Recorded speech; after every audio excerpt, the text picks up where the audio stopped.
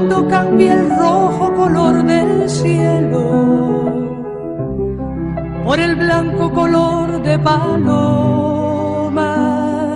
Mis padres pertenecen a esa estirpe de pueblos, ¿no?, del Cono Sur, que dijeron basta a las dictaduras del imperio. Ellos me legaron ese fuego que aquí en Venezuela se hizo hoguera colectiva. Porque aquí encontré un pueblo dispuesto a existir, a resistir y a reexistir. 3 de enero partió la historia en dos. La CIA no necesitó comprar un general, un ejército. Compró y procesó datos. Estás escuchando Ahora se vamos nosotras, un podcast de Mate Amargo feminista, un espacio para las historias que el mapa suele olvidar. Mujeres de los campos y las ciudades, trabajadoras de ayer, de hoy y de mañana, guerreras del futuro, voces del sur global que entran en ebullición para darle otra vuelta a la información.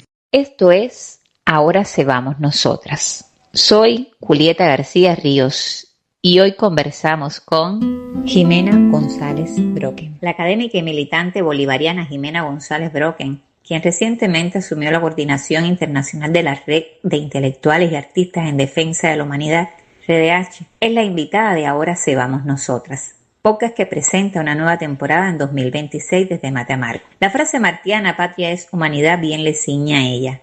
Nació en Francia durante el exilio político de sus padres como consecuencia de las dictaduras del Cono Sur.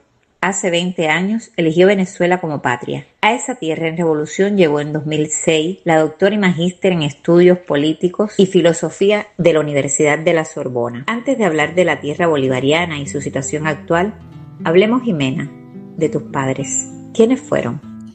Bueno, mis padres son parte de esa geografía rebelde del Cono Sur. Mi papá era uruguayo, mi mamá argentina, ambos militantes en Montevideo en los años duros. En el 72 se refugiaron en Santiago de Chile, porque bueno, Allende era la esperanza y ellos tenían que salir. Y bueno, ya sabemos lo que pasó. El golpe de Pinochet que los obligó a refugiarse. Ellos se refugiaron en la embajada de Panamá y bueno, de ahí terminaron en Francia. Y bueno, de ahí nací yo. Nací en el exilio, ¿no? Y bueno, y ese exilio para quienes militamos, es un dolor que se vuelve memoria viva y esa memoria, cuando la abrazamos sin miedo, se transforma en una esperanza activa, en una escuela de amor revolucionario. Mis padres pertenecen a esa estirpe de pueblo del Cono Sur que dijeron basta a las dictaduras del imperio. Me enseñaron que la colonialidad no es solo explotación económica, que es ante todo secuestro de la palabra, fabricación de olvido, y que la única respuesta posible es la memoria viva. Ellos me transmitieron la certeza, ¿no?, de que el poder colonial, imperialista, siempre intenta hacernos dudar de nosotras mismos, pero que en la zona del no ser, de Fanon, ¿no?, esa zona no es un destino eterno, es una trampa que se desmonta con organización, con conciencia y sobre todo con amor por lo nuestro. Mis padres me enseñaron que la patria, la matria, no se recibe como una herencia, se conquista como una praxis.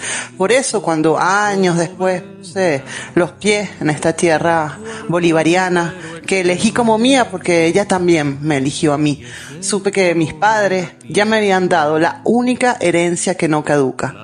Ellos me legaron ese fuego que aquí en Venezuela se hizo hoguera colectiva. Mis padres no me dieron un lugar de origen geográfico, me dieron una brújula ética, defender la humanidad, pasar a la ofensiva del pensamiento liberador y construir desde el sur, desde nuestros sures, un horizonte que el imperio no podrá colonizar. Esa memoria la llevo en los huesos, esa memoria fueron mis padres y esa memoria soy yo. Bueno, ayer era el Día de la Madre en Venezuela, entonces ayer y hoy cierro los ojos y la siento, ¿no? Mi madre sigue aquí con su intransigencia amorosa, que nunca negocia la dignidad, con su risa porteña, que atravesó dictaduras, exilios y que aún me habita como un río subterráneo. Su abrazo para mí no es un recuerdo, es territorio. En 2006 estudiaste un postdoctorado en reconfiguración de la política en la Facultad de Ciencias Económicas y Sociales de la Universidad Central de Venezuela. Al tiempo que trabajabas en el despacho de la Cancillería, siendo Maduro canciller. ¿Qué encontraste en la nación bolivariana, en esa en que echaste raíces? Bueno, fíjate, en Venezuela lo que encontré fue el pueblo de Bolívar en movimiento. No llegué a una república abstracta ni a una democracia formal de esas, ¿no?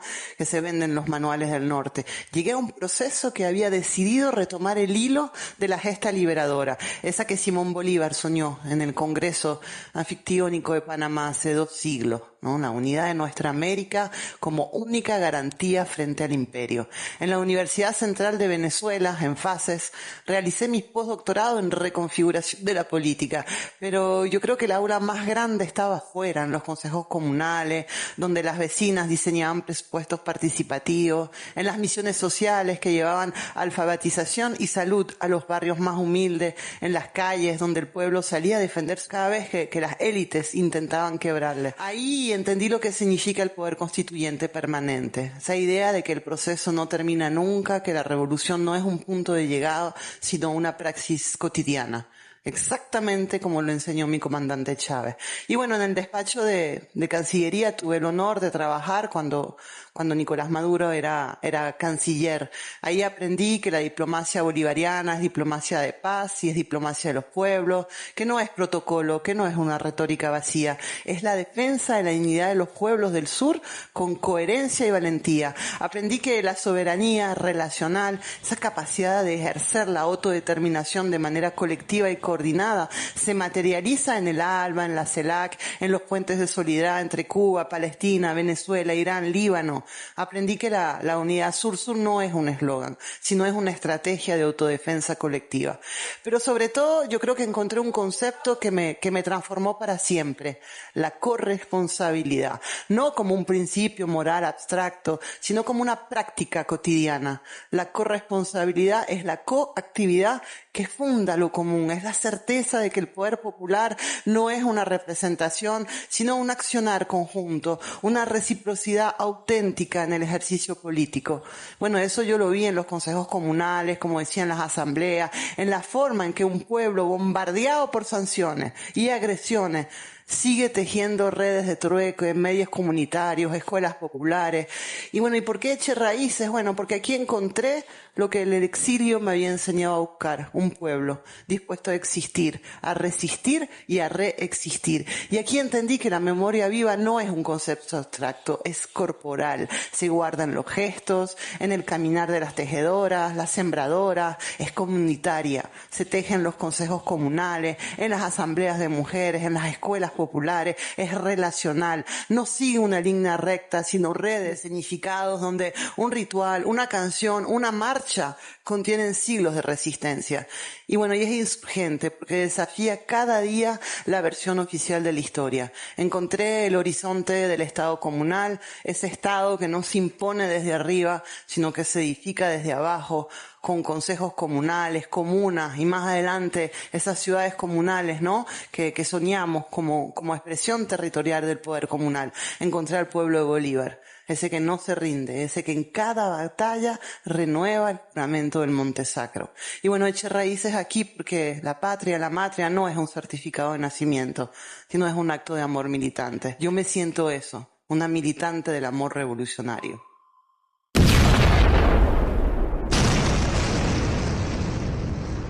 La madrugada del 3 de enero de 2026, el bombardeo de Estados Unidos a Venezuela y el secuestro del presidente constitucional Nicolás Maduro y la diputada Cilia Flores conmovió al mundo.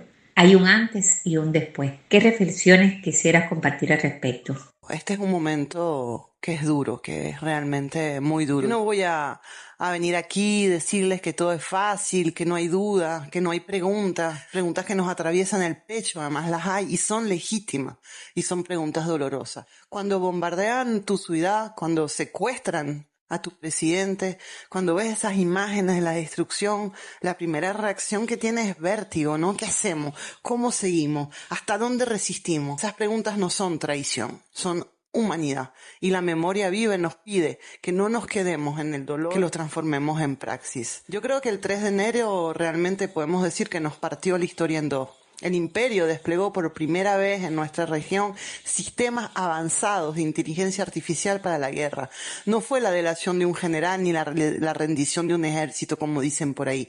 Fue la fusión de petabytes de datos, patrones de consumo, firmas técnicas, comunicaciones encriptadas, ¿no? Procesadas por algoritmos predictivos. Ejecutaron un sabotaje tecnológico masivo, apagones, desmovilización electrónica de radares, neutralización de defensas antiaéreas. La CIA no necesitó comprar un general, un ejército, compró y procesó datos. Bombardearon además el Instituto Venezolano de Investigaciones Científicas, que es mi centro de investigación, mi casa. Y bueno, y aquí quiero detenerme porque en el IBIC se encontraba un reactor experimental que fue clausurado definitivamente en 1991.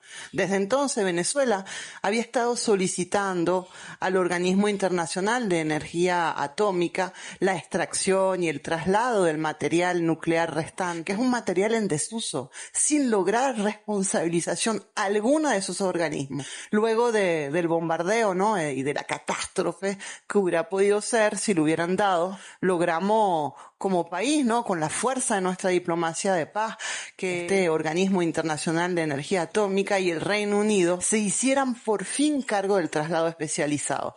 Yo creo que Venezuela actuó una vez más con responsabilidad, con transparencia y con apego al derecho internacional. El bombardeo al IBIC a 50 metros de ese reactor, aunque ya esté sin ese material, no fue un error de puntería, fue un mensaje. El imperio no respeta la vida, no respeta la ciencia, no respeta la soberanía, ni siquiera los acuerdos internacionales que el propio Venezuela que nosotros cumplimos. Es epistemicidio estratégico, es necropolítica colonial puro. Lo más doloroso de ese 3 de enero es que secuestraron a nuestro presidente constitucional, Nicolás Maduro Moros, y a nuestra primera combatiente, Cilia Flores. No lo arrestaron, lo secuestraron en su domicilio, violando todo el derecho internacional.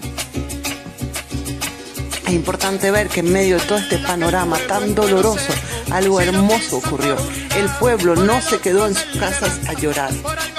El pueblo salió. Y aquí el mensaje fue claro, se expresó en la continuidad constitucional asumida con serenidad, en la movilización instantánea en las calles y de manera emblemática en nuestra consulta popular del 8 de marzo, donde miles de venezolanas y venezolanos ejercieron la democracia directa. Esa jornada fue memoria viva en acto, puesta en práctica de esa capacidad de autogobierno que nos constituye como proyecto colectivo y demostró que lo seguimos sosteniendo. Y ahí con esa misma firmeza, ¿no? Con ese mismo amor revolucionario que nos caracteriza, el pueblo volvió a salir. Desde el 19 de abril respondimos al llamado de nuestra presidenta encargada y iniciamos una peregrinación para exigir el fin del bloqueo a Venezuela. Una caminata que duró 12 días de recorrido del país. Y el jueves 30 de abril, nuestra peregrinación desembocó en el Jardín Botánico de Caracas. ¿Ustedes saben lo que significa para nosotros ese lugar? El 29 de febrero de 2004, desde ese mismo lugar, desde ese mismo suelo, nuestro comandante Chávez declaró el carácter antiimperialista de la revolución. Aquí estamos nosotros, concentrados en esta Caracas bolivariana, para seguirle diciendo no al intervencionismo norteamericano en nuestra tierra. En ese mismo suelo, nuestra presidenta encargada, Delcy Rodríguez, como culminó nuestra peregrinación del amor y la esperanza. Ahí, entre el recuerdo de Chávez y la fuerza del presente, nos abrazamos y supimos una vez más que la unidad no había sido quebrada. Ese es el mensaje que late. A veces de forma subterránea, a veces invisible para los analistas de escritorio, pero late. La praxis constituyente antiimperialista en Venezuela sigue su curso, no es lineal, no es perfecta, se hace en la complejidad, en la duda, en el riesgo, pero camina. Entonces, yo diría que frente a las lecturas lineales, ¿no? que escuchamos por ahí, frente a los que nos exigen, ¿no? Pureza desde la comodidad de un escritorio, la memoria viva nos enseña una lección fundamental. Los pueblos que han sobrevivido siglos de opresión no lo han hecho mediante el dogmatismo ni el deber ser, mediante unos planes de lo que se tenía que hacer, sino mediante adaptación estratégica. Nuestros ancestros, nuestras ancestras no tuvieron el lujo de ser puros, de ser intransigentes. Tuvieron que negociar, simular, ceder en lo accesorio para preservar lo esencial. Supieron avanzar la incertidumbre sin perder el horizonte liberador. Esa sabiduría práctica parte de nuestro archivo insurgente. Y ese archivo nos da tácticas concretas, el cimarronaje, el uso del derecho colonial contra el propio sistema, la preservación de saberes bajo apariencias de sumisión. También nos brinda lo que yo llamaría fortalecimiento subjetivo. Nos recuerda que hubo quienes resistieron en condiciones muchas peores y que a pesar de todo preservaron su humanidad. Nos recuerda que nosotras mismas hemos en este proceso sobrevivido golpe de Estado, guarimba, hasta quema viva de nuestra propia gente, guerra económica, acaparamiento. Y si ellas y ellas pudieron en el pasado, si nosotras y nosotros pudimos ayer, también podemos hoy y también podremos mañana. Eso no quita el miedo, pero nos devuelve la esperanza. Pero yo creo que hay más, ¿no? Porque esa memoria viva es el sustrato de la organización. Los consejos comunales, las cooperativas, las redes de trueque, las escuelas populares, las radios comunitarias, los medios alternativos, todo eso es memoria viva puesta en práctica. Son formas de reexistencia, volver a existir a nuestra manera, que nuestros ancestras ya ensayaron y que nosotros actualizamos en condiciones distintas. Porque el cumbe de ayer es, y no es a la vez, el Consejo Comunal de hoy. La comunalización del poder que soñaron las cimarronas es la organización en asambleas populares. La economía comunitaria de los pueblos originarios es la que reinventamos en redes de trueque, de cooperativa. Entonces, ¿cómo podemos responder, ¿no?, a la guerra cognitiva? ¿Con más información? No. La infoxicación no se combate con más datos, sino con más sentido. Y el sentido no lo dan la sobreexposición a los datos, lo da es la memoria vive. Nos dicen todo el tiempo, no, es que ustedes no comunican bien. Yo respondo, compañeras y compañeros, el problema no es comunicar más. El problema es el sentido, la capacidad de hilar los hechos. Tenemos que reaprender a leerlos, a reconectarlos, a luchar contra esa guerra mediática que nos embrutece y nos acostumbra a mensajes predigeridos, a respuestas inmediatas, a reaccionar todo el tiempo en tiempo real. Compañeras, tenemos que volver a ese pensamiento político, a esa comunicación política, no la que procesa datos masivamente, sino la que reaprende a pensar, a hilar, a tejer, con amor revolucionario. El 3 de enero marca un antes y un después. El después es doloroso, pero también es más consciente. Nos encuentra con más preguntas, pero también con más memoria. Y la memoria es nuestra trinchera. No para quedarnos encerrados en ella, sino para desde ahí salir al ataque. Salimos de esa madrugada con más unidad, más ofensiva y con la certeza de que mientras haya un solo venezolano, una sola venezolana dispuesta a caminar hasta el jardín botánico, la soberanía no ha muerto. Está viva y lucha. Nuestras historias también se escriben. Recuerda que puedes encontrar la versión completa de esta entrevista en nuestra web www.mateamargo.org.uy, porque lo que compartimos también nos fortalece. Cuando no se olvida que no hay libertad regalada sino tallada sobre el mármol y la piedra de monumentos llenos de flores y de tierra. Nena, te corresponde coordinar la RDH en momentos cruciales para la humanidad. Todo un cambio de época con la caída violenta del imperialismo yanqui, el genocidio en Palestina, la escalada belicista en Medio Oriente, invasión a Venezuela y escalada injerecista de América Latina y el Caribe. ¿Qué acciones refuerzan hoy el trabajo de la RDH para hacer frente al imperialismo, el fascismo y el colonialismo? Nuestra red de intelectuales, artistas y movimientos sociales en defensa de la humanidad no es y no puede ser de ninguna manera un club de opinología ni un seminario o una cátedra académica. Es una trinchera de pensamiento militante que nació de la mano del comandante Hugo Chávez y del comandante Fidel Castro en 2004, cuando nos dijeron estar en defensa de la humanidad es ir a la ofensiva. Hoy asumir esta coordinación internacional de la RDH, bueno, es para mí un enorme honor y una responsabilidad inmensa. Yo no vengo a administrar lo existente, vengo a pasar a la ofensiva de ese pensamiento liberador. Y bueno, en este momento de agresión múltiple, ¿no?, el genocidio a Palestina, el bloqueo genocida a Cuba, la resistencia en Venezuela, las amenazas a México, a Colombia, a Haití, las agresiones a los movimientos de liberación en África y podría seguir. Bueno, yo creo que como red tenemos que reagruparnos a través de unas líneas de acciones concretas, ¿no? Yo diría que, bueno, primero es importante que podamos desmontar la fragmentación y mostrar, ¿no?, el patrón histórico. El imperio opera presentando cada agresión como un episodio aislado. Nuestra tarea es entonces tejer la trama, demostrar que lo que ocurre en Gaza, en Venezuela, en Cuba, en el Sahara Occidental, en el Líbano, responde a una misma lógica colonial de despojo y de muerte. Segundo, yo creo que tenemos que disputar el poder de nombrar. La batalla por las palabras, ¿no?, es una batalla por la realidad misma. Cada palabra es un acto de soberanía cognitiva. Estamos elaborando, creo yo, un glosario insurgente que tenemos que difundir por los medios comunitarios, por las escuelas populares. Tercero, yo creo que y eso es sumamente importante, tenemos que desactivar las trampas divisorias y cultivar la confianza como acto político revolucionario. El imperio nos ataca con rumores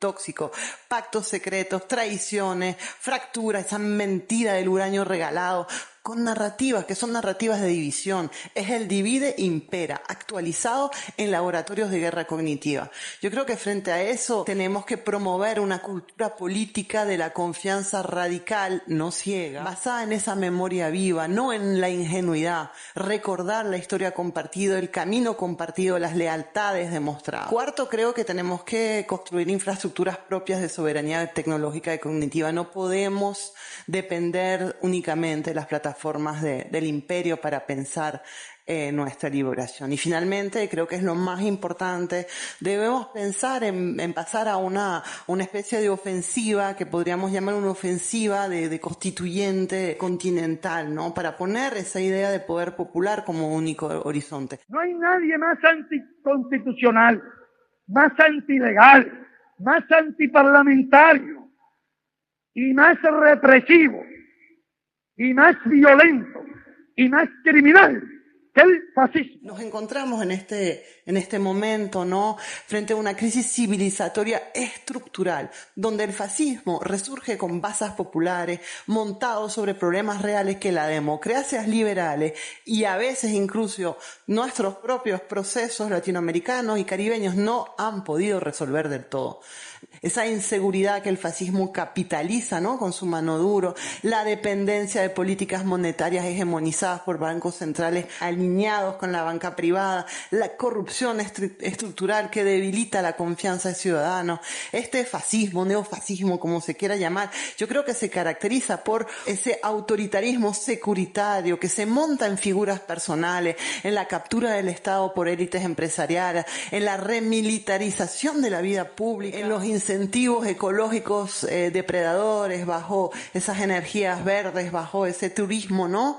Y bueno, ese ataque sistemático que hemos visto a la universidad pública y obviamente la guerra cognitiva que se da para silenciarnos y embrutecernos. Lo hemos visto en la región y lo estamos viendo crecer. Entonces, yo creo que frente a eso, creo que debemos convocarnos a activar un proceso continental constituyente de los pueblos, no desde esa vieja idea de soberanía westphaliana que el norte nos niega y que el sur reclama sin obtener, sino desde la activación de esa soberanía cuerpo-territorio, podríamos llamarlo, de esos espacios donde, como en Venezuela, con nuestras comunas, ejercemos el verdadero poder constituyente, la verdadera corresponsabilidad, la autogestión. Se trata de transformar desde la praxis activa, desde esa memoria viva de la cual hablaba nuestras vidas, paso a paso, abrazo a abrazo y disputa por disputa.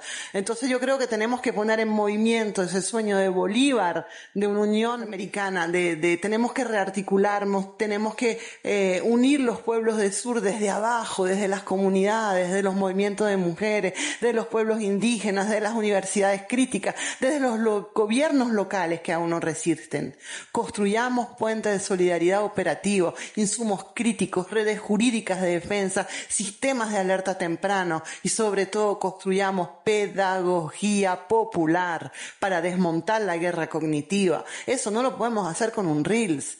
Tenemos que desarrollar estrategias comunicacionales propias que nombren y reconecten la realidad y propongan horizonte de justicia social liberadora. Yo creo que tenemos que hacer vida ese horizonte del Estado comunal, no como un sueño futuro, sino como una práctica presente de paz en acción. Esa paz yo creo que es ni más ni menos el despliegue del poder constituyente de nuestros pueblos en cada rincón de nuestra geohistoria. Compañeras, el fascismo avanza, sí, pero nosotras podemos avanzar más rápido, nosotros avanzamos más rápido, porque tenemos de nuestro lado la memoria viva de nuestros pueblos, la verdad de nuestra historia y la fuerza del pensamiento liberado. Como nos enseñó Amílcar Cabral, la liberación nacional es ante todo un acto de cultura. Y la cultura, cuando es insurgente, es el arma más poderosa contra el imperialismo. Entonces, vayamos a la ofensiva, con ese amor revolucionario, con soberanía cognitiva y con la certeza de que ese otro mundo que queremos es posible. Gracias por acompañarnos, Jimena. Y a ti que estás del otro lado, te recuerdo que puedes leer más sobre esta charla en www.mateamargo.org.uy. Desde acá te abrazo. Y